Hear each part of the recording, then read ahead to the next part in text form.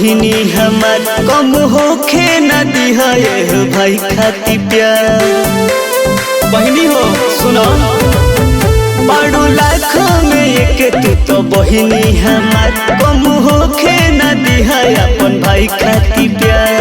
चंदन के टिका लगावाइला आ कलहिया कर आगे भैया आवा बांध दी राखी की नजरियो नहीं लागे भैया आवा बांध दी राखी की नजरियो नहीं लागे भैया आवा बांध दी राखी।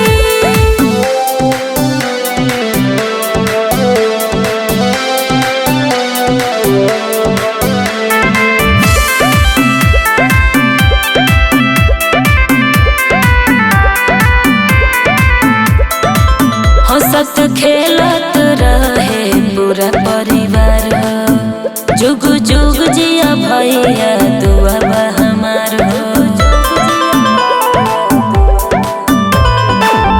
बहिनी घरवा के अनबन शान हो अपन भैया के तू ही परान हो।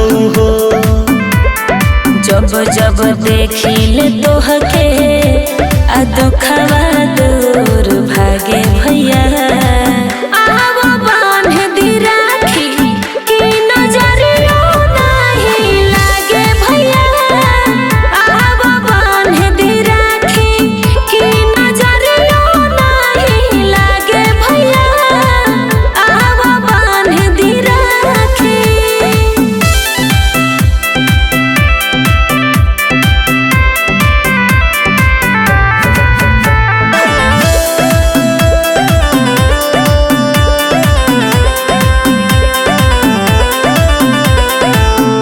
राहु सम्राट भैया तू ही बड़ा खास हो अपना बहिनी के तोड़ी हो जन विश्वास हो।